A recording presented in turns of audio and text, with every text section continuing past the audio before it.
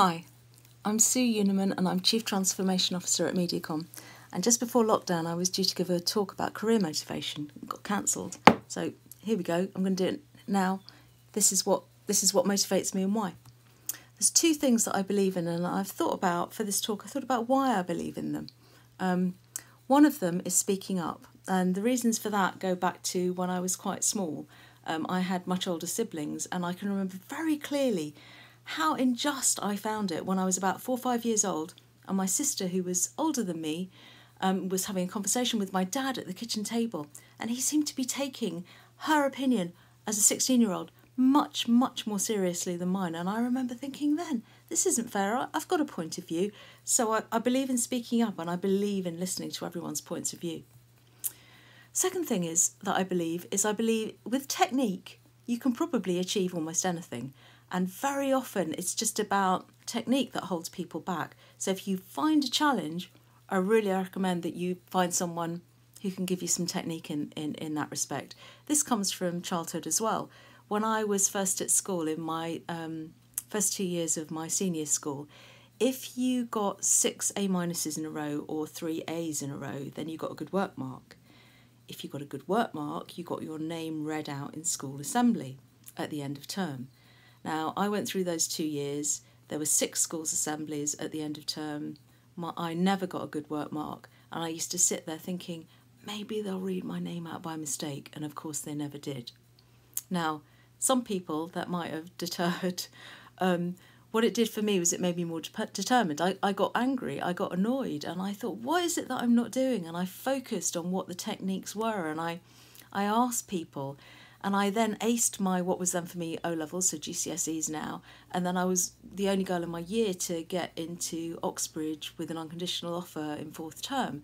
And at that point, major achievement, and at that point, they did read my name out in school assembly.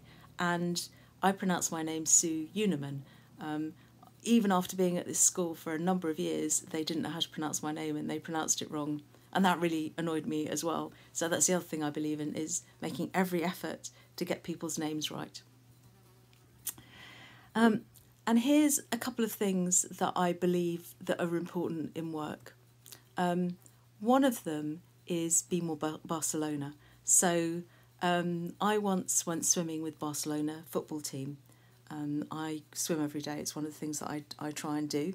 And I was staying somewhere near Marlow, and I went swimming at Danesfield House Hotel, and I was doing my lengths, but the pool was full of young men, sort of joshing and jumping around and swimming, and I just did my lengths. I was just getting on with things, and then I got to the end of the pool, and there were 2 big green wheelie bins, and there were two of them had climbed into the wheelie bins. It was really weird, and because of this, and probably only because of the wheelie bins, I asked at reception what was going on, and they went, oh, it's Barcelona.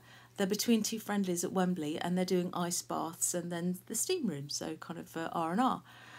And I went back to where I lived, and I told my other half, I've just been swimming with Barcelona, and he went, well, like Xavi and Messi and Iniesta.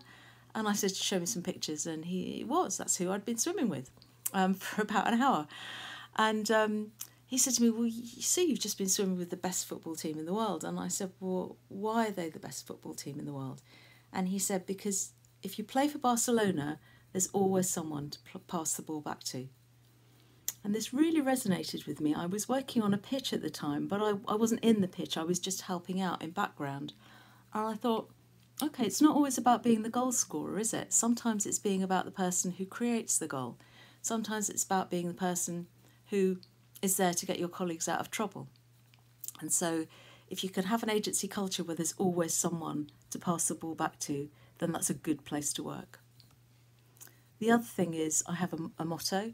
It's an ancient Navajo Indian saying, always walk in beauty.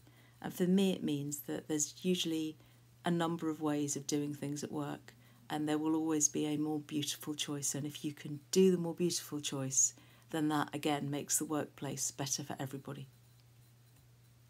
A lot of people have regrets in life. This is from an American bit of research.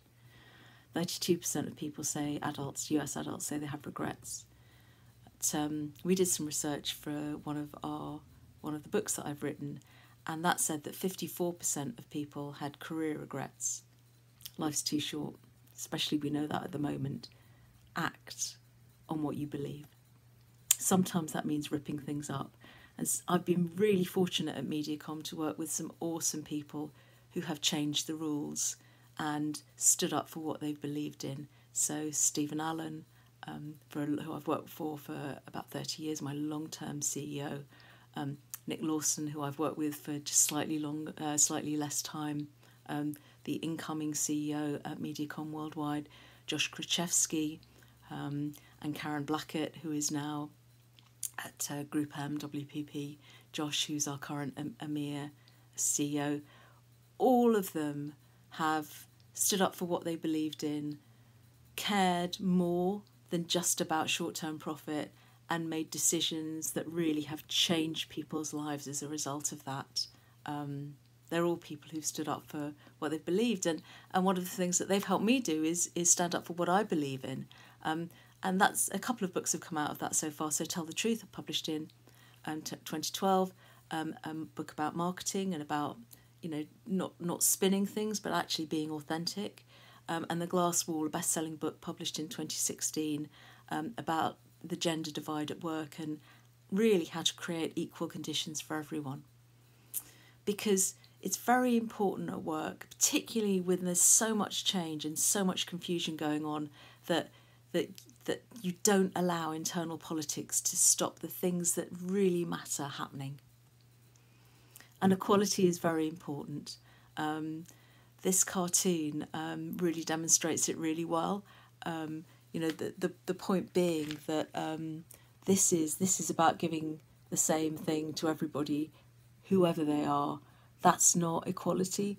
Equality is ensuring that everybody gets equal opportunity. And that's where my next book's coming from, actually, which is also about diversity and inclusion. It's coming out in the autumn, so watch this space. A lot of cultures, as far as D&I are concerned, they put things in place that are very process-driven. They're very proactive in that space. However, the culture is reactive. So they change process, but they don't do anything about the culture. In order to create a real sense of belonging at work, you need to put things in place proactively to sort your culture out. And I really believe that those businesses that do that really take on board diversity and inclusion, that actively make sure that different voices are heard, different points of view are represented, those are the businesses that are going to navigate this current crisis most successfully. They're also going to be the best and the most fun places to work.